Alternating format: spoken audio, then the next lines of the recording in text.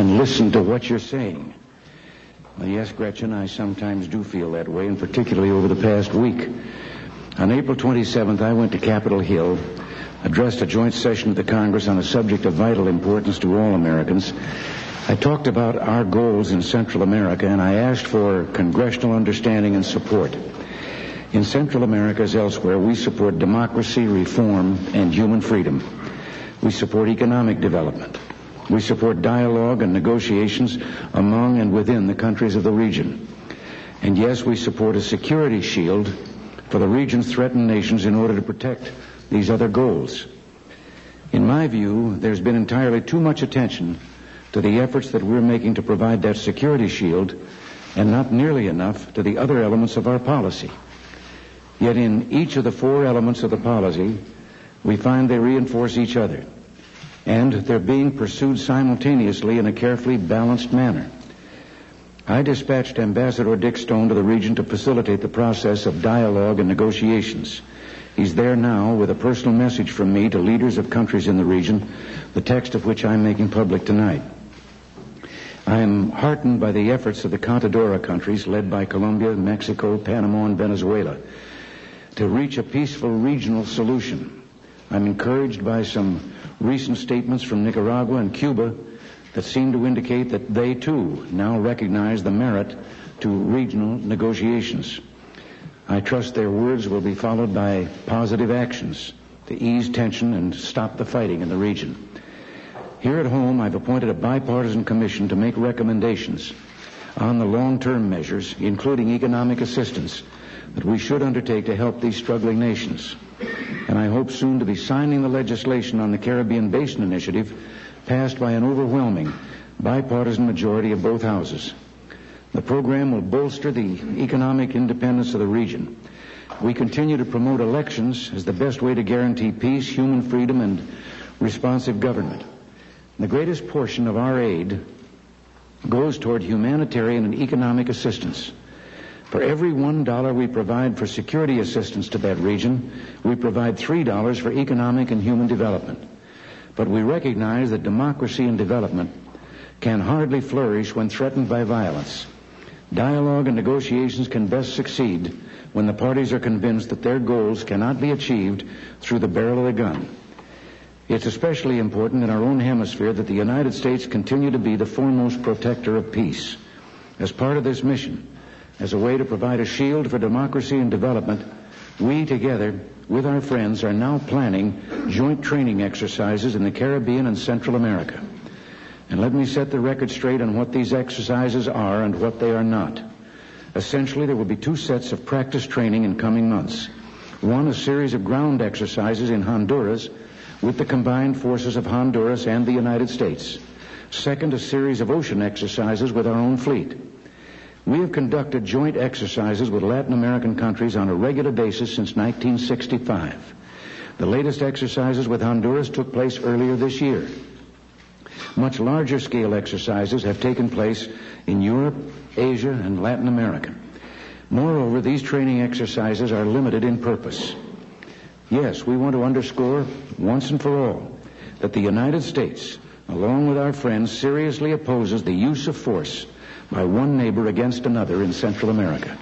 But we are not seeking a larger presence in that region, and U.S. forces have not been requested there. The United States stands firmly on the side of peace. As a nation, we remain steadfast in policy and purpose. We want to see an end to violence and bloodshed, to the export of revolution. We want to help our neighbors lift themselves up to prosperity. We want to usher in a new era of peace and social justice. Now, these are great goals worthy of a great and generous people, and we shall continue to keep faith with ourselves in the days ahead. Now, Helen? Mr. President, you complain of too much tension on how can the people ignore two battleship groups, thousands of combat troops going to Honduras. It is said the covert funding of 10,000 Nicaraguan rebels. My question, and all these things have happened since April 27th. My question, sir, is in seeking solutions, how far will you go militarily? And I'd like to follow up.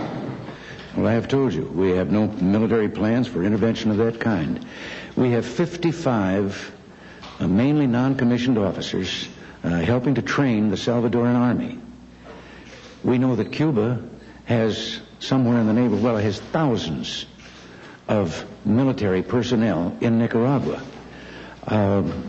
It does seem a little overbalanced with regard to the attention that's being paid to 55 as against attention that's being paid to the thousands. I suppose what my question is, Helen, back, the answer to the question is, why are maneuvers that we have performed before and regularly suddenly treated with such suspicion when only, within this year, last spring, we had military maneuvers in Honduras. And last year, we had naval maneuvers in the Caribbean. And no one seemed to be excited about them at all. So, is it just that there's no confidence in the fact that when I say these are maneuvers of the kind we've been holding regularly and for years? But they're unprecedented to last 6 months. The polls show the American people are not for them, and they fear it may lead to war. And my question is, remembering the lessons of Vietnam, does this bother you, and do they have any say? First of all, there is no comparison with Vietnam, and there's not going to be anything of that kind in this. And maybe the people are disturbed because of the confused pattern that has been presented to them and the constant drumbeat with regard to the fact of suspicion that somehow there is an ulterior purpose in this. It hardly seems to me that those ships are going there, and I don't know that they're going to be there 6 months. I don't know what the length of time for the training is. I don't know the number of ships involved. But I didn't know the number that were involved in the Caribbean exercises.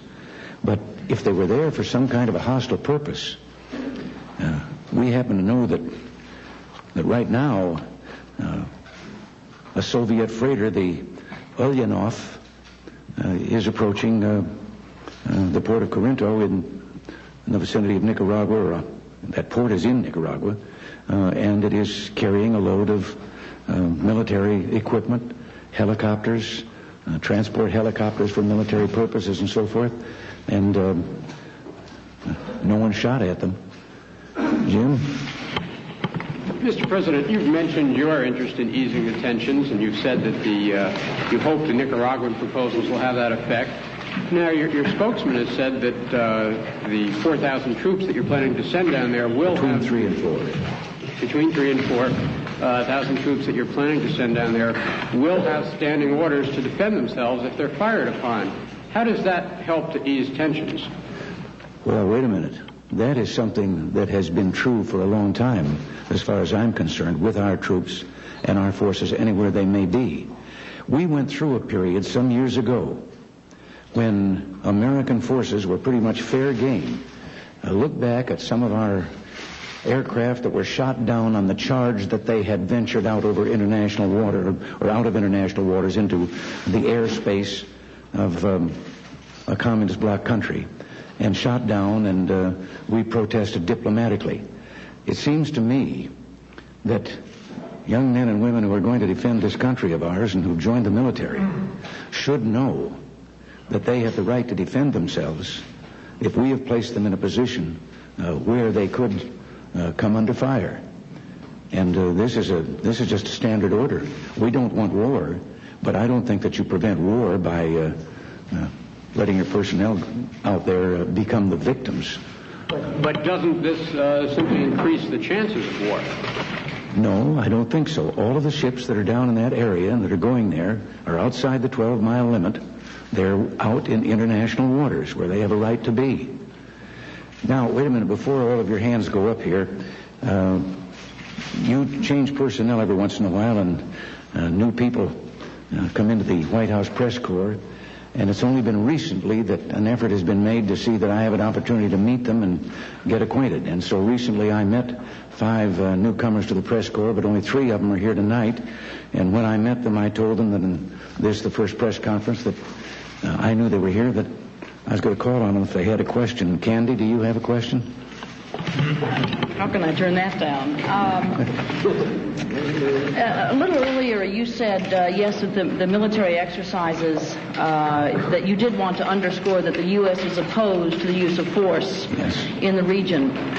Is sending down our military might to the region a way to show that we oppose force? Isn't there some sort of contradiction there? Wouldn't it be better to say, if we do these things regularly, isn't this the time now not to do it, not to heighten the tensions, and to say we oppose the use of force? How can you oppose it by sending down all these ships and men? Well, since the trouble that is going on down there comes from outside the area, is revolution exported from the Soviet Union and from Cuba and from others of their allies, then wouldn't there perhaps be a risk if we changed our pattern and withdrew? Wouldn't we be sending some kind of a signal that might be the wrong kind of signal to send if we want peace in that area? The simple truth is, no one has asked for American forces to come to their aid. In fact, they've gone quite the contrary and said the reverse, that they don't. And yet they do acknowledge that they need the material assistance that we're giving them, both economic and to provide a shield, or help them provide their own shield against the attacks that are preventing them from making the economic progress that they want to make now that they have installed a democratic type of government there. But as I say, we've done this regularly. I don't think that it's destabilizing, nor should it be. Well, I understand. You said in your letter to the four Contadora nations that you want to take this out of the realm of an East-West confrontation. But doesn't somebody have to begin to take it out of that realm? And couldn't the U.S. be the leader in that way and not make it that kind of an atmosphere of confrontation? We think we are. We have tried to make contact with the guerrillas in El Salvador to see if they would not meet with the Peace Commission that was created by the El Salvadoran government to discuss participating in the democratic process in the elections that are coming up before the year is out in the entire area. I have just sent letters which have been made public now, but letters to the Contadora Four of our approval of what they're doing and our recognition of what they are, and that we stand ready to support them in what they're trying to accomplish. We want a political and a peaceful solution. Now, wait a minute, there are two more here. Bob Rowley. Mr. President, military leaders in the Pentagon have stated recently that they never want to be involved in another war without the support of the American people. Do you have any sense or feeling now for whether the American people are ready to support a war to defend our interests in Central America? Well, in the first place, I don't think the American people have ever wanted a war. I think we're probably the most peace-loving people in the world. And maybe this has been part of what has lured us into wars in the past, because we haven't been ready for them. But I don't think the American people, and I don't think that they, frankly, I don't think that they're as aware as perhaps they should be. We've tried to make them aware that this does constitute something of a threat in this hemisphere to peace in the entire hemisphere if those who are exporting the revolution here are successful. But no, we're not planning a war, and we don't think that's going to happen at all. I've seen 4 wars in my lifetime. I have sons and I have a grandson, and I agree with General Eisenhower that war is man's greatest stupidity, and I don't want to see such a thing. We want peace. But we also must recognize that you've got to do more than just want peace. You have got to prevent what is happening down there to people who want peace also, but are now not allowed to have it because of outside forces that are seizing upon their situation and hoping to further their own ideological aims. So, sir, do you feel that people support your policies in Central America? Those that have been informed and understand it do. I just met with some today who made it evident that they did. Now, if we all get together and explain what's happening down there, perhaps that'll resolve the situation in that regard. Now, Ben Taylor. Mr. President, do you, if there is an incident where the American forces down there engaging in the military exercises are fired upon and they are forced to fire back, if you see any contingency where such an incident might lead to deeper American involvement in Central America? No, I don't really, because I don't foresee, first of all, those maneuvers that are going to be held in Honduras are not going to put Americans in any reasonable proximity to the border. It would have to be something in the nature of a terrorist attack, something of that kind. And I think that any of us, that could happen in a base here in America.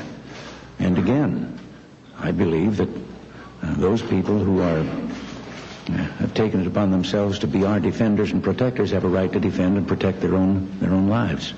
Sir, if Nicaragua attacks Honduras, would the United States assist Honduras militarily under the terms of the Rio Mutual Defense Pact Treaty? Well, we haven't considered that, but a great many people should know that since 1947, and so obviously our administration didn't have anything to do with it, there is a pact, the Rio Pact, that says that any attack or an attack on any American state shall be considered as an attack on all American states.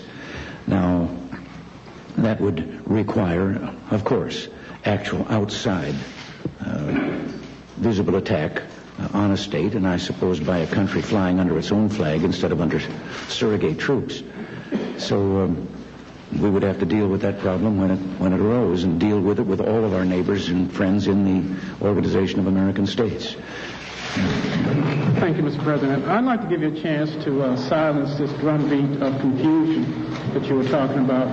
Why not say categorically that Central America will not be another Vietnam, and under no circumstances will you impose U.S. troops in a combat situation in Central America? Well, I said the last time we gathered that there are some things I can make every assurance in the world that we have no such plans, we have no desire, nor do the countries down there want us involved in that way. But I used an expression that has been used by presidents like Franklin Delano Roosevelt and others, and that is that a president should never say never, because that's a hypothetical question that then asks you to try to predict what could possibly take place in the future. And I just don't believe you can answer a hypothetical question unless it's... Can I follow up? No. Can I follow up? What about increasing the number of U.S. advisors in El Salvador? Are you planning to at all? No one has presented a proposal to me about increasing the number.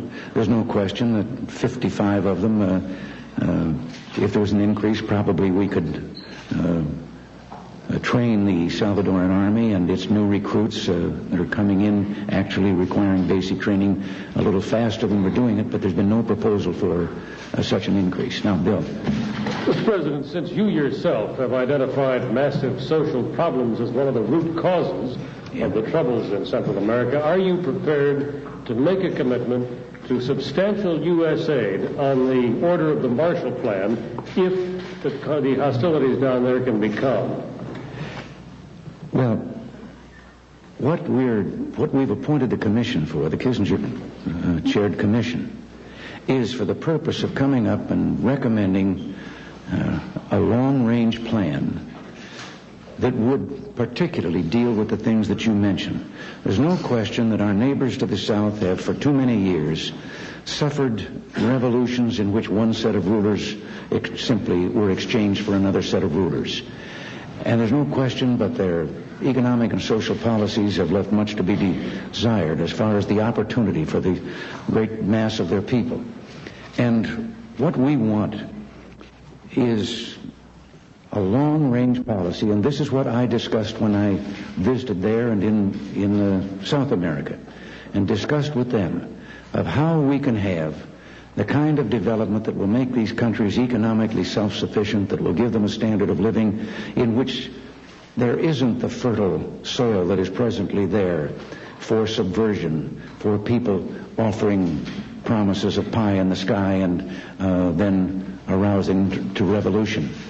And to, in other words, have a program that makes all of the nations here in the Americas equal partners in the development of this Western Hemisphere, and what a great power for good that we could be if we were so organized.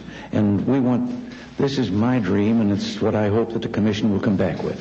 Sir, is the United States prepared to make the kind of massive dollar commitment that would undoubtedly entail? It does not follow that it has to undoubtedly entail that. For example, many of those countries are considered too high a risk for private investment.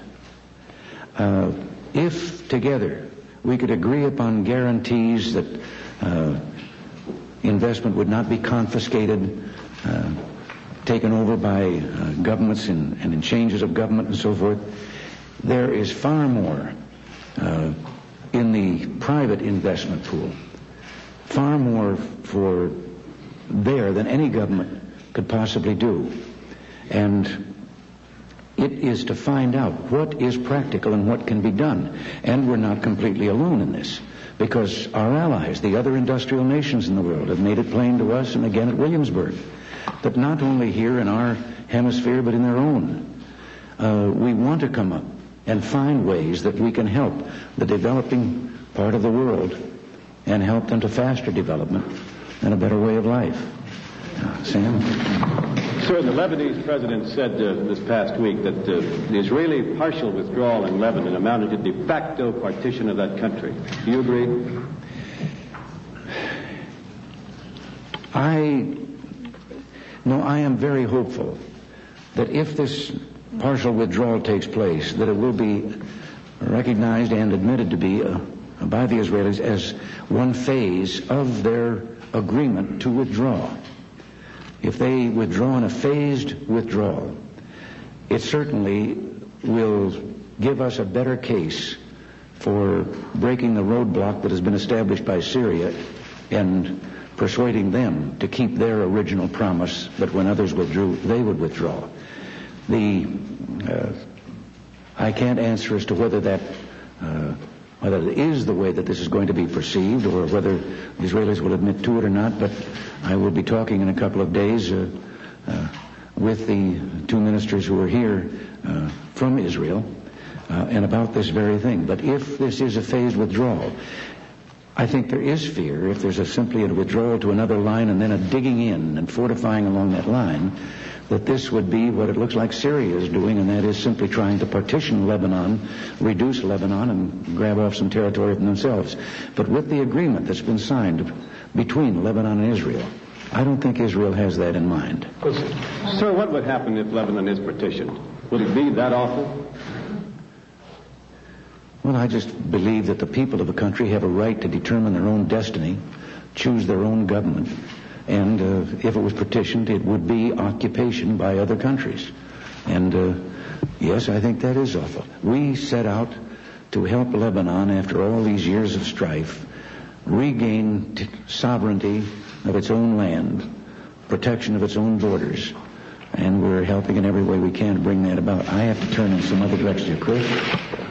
Mr. President, I'd like to ask you about the chairman of your new Commission on Central America, Dr. Henry Kissinger. There have been, as you know, a number of charges over the years that Mr. Kissinger, during the Nixon years, tried to destabilize the duly elected government of Chile, and that he also once told a Chilean official that whatever happens in the South is of no importance.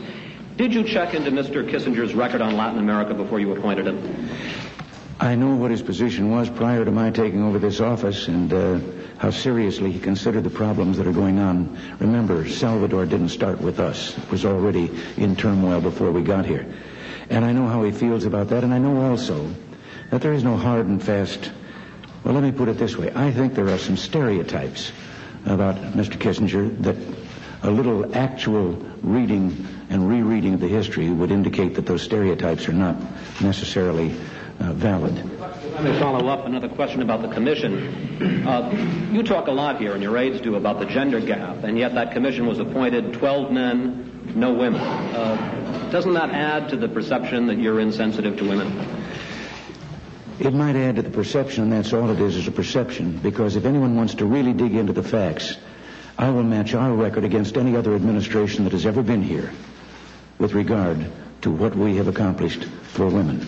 In the field of economics, our tax policies that reduced and hopefully will in the near future eliminate the marriage penalty tax, the measures that we passed in the IRAs that not only working women but housewives can have these tax-free savings accounts. We have almost doubled the tax credit for child care. But in addition to that, I noticed the other night that someone in the air was comparing our record to that of the previous administration. And we came out a little behind with regard to the appointment of women to positions in government, except that it turned out that without their acknowledging it, they were comparing the 4-year record of the previous administration with our first 2 years.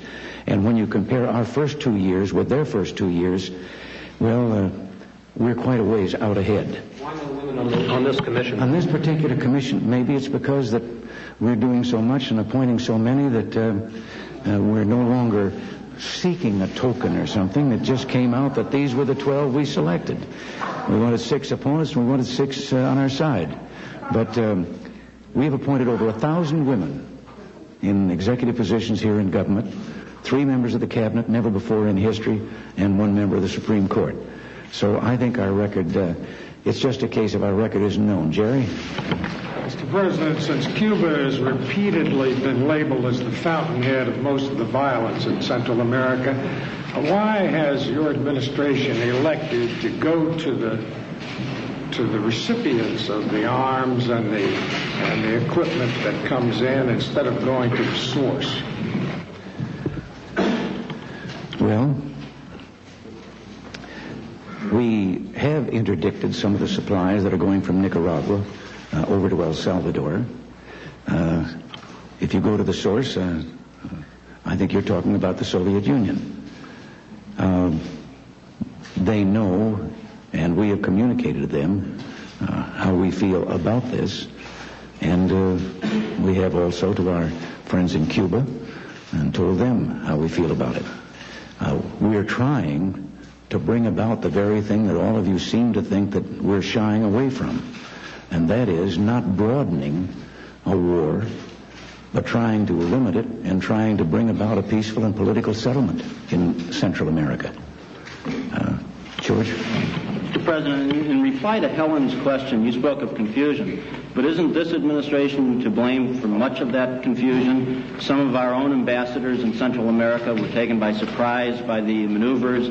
Some of the friendly governments, especially in the Contadora group, were puzzled by your latest actions. My question is, why was there not more prior consultation, and what can you do now to reassure any of those friendly governments that we're not today closer to war down there than we were last week? Well, as I've told you, I've sent letters to all 4 leaders of the Contadora countries. And I don't think that there's that much disturbance among our friends and allies about this. Sometimes there's a slip-up and an ambassador doesn't find out something they should find out soon enough in advance. As a matter of fact, I've received a cable from one about that. My most recent appointee is to the ambassador of Austria. And Helene let me know that something had taken place, and she hadn't been told about it in advance. And when Helene speaks, I listen. Who do you think is to blame for this confusion you spoke of now? I don't think there is as much confusion as they're trying to point out about this. The training feature with Honduras, this has been well advertised and known for a long, long time that it's going to take place. And as I say, we regularly conduct joint maneuvers with very often not only on land but with the navies of our friends and allies in Central and South America. And so I just don't think that there's great confusion about this. Mr. President, is it true that you're planning a vast expansion of covert aid to the Andes-Sandinista rebels in Nicaragua? And what would congressional action to cut off such aid mean to your efforts in Central America? Well, I think it would be a very grave mistake if the legislature interfered with what we're trying to do, and we're trying to keep them apprised of our actions. I can't answer your question about covert aid. I think this is like discussing intelligence matters. If you discuss covert aid, it's no longer covert. So I can only tell you that we're continuing on a policy that we believe is aimed at, first of all, bringing about peace in El Salvador, hopefully through negotiations with those who are presently radicals and fighting as guerrillas, and in Nicaragua, hoping that we can persuade the Nicaraguan, the Sandinista government to return to the principles of the revolution, and which they in writing guaranteed to the Organization of American States was going to be the policy of their government. On covert aid, Mr. President, given the fact that this covert operation is not so covert anymore, haven't we reached a point where it really might make more sense to do things on an overt basis? And in other words, hasn't the thing really become counterproductive? No, I don't think so. And I think what we're doing is well within the limits of common sense, and those who are attempting to make it impossible for us to bring aid down in that area, I think, are the ones who are building up, if they have their way, to a giant headache down the road a ways. And we're trying to prevent such a headache from coming about. Could you tell us what possible crime could be involved in the Carter briefing book caper to justify calling out the FBI? There you go again. I just couldn't help that. That's all right. I thought we were going to set a record, and I was going to go upstairs and be able to say, how about that? Not a single question on it. I can't think of... This is why, when this charge was made, and the allegation was made, this is why I said there's only one answer to this. Certainly the best investigative force in the United States is the Federal Bureau of Investigation. And I have told them to go completely to the bottom of this, to see if there was any wrongdoing, to see if there was anything unethical in what had taken place. And I have told all of our people to make themselves available, anyone who knows anything about this, and that includes me, and I didn't know anything about it until I read it in the paper, that to get to the bottom of this so that everyone in this country can be reassured that we know the truth. Yes, sir, but my question was, what crime, or would you deny the possibility that all of this is little more than Washington Post National Enquirer style summer theater? Oh, you're tempting me.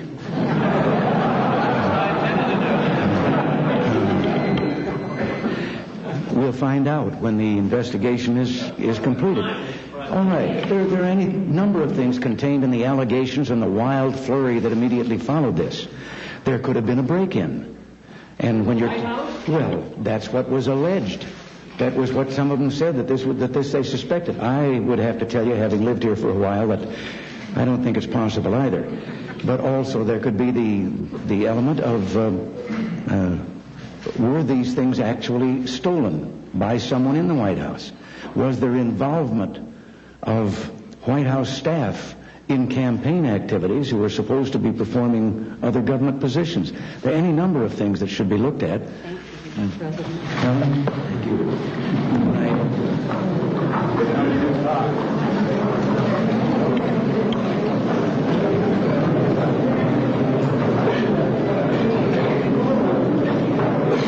President Reagan just finishing his news conference in the White House East Room. And although you see microphones in the picture there, those microphones are not connected to the network-pooled sound system. Therefore, you don't hear what the President is saying. Some individual reporters, as you may note, are carrying their own tape recorders and trying to get the President to comment on this, that, or the other.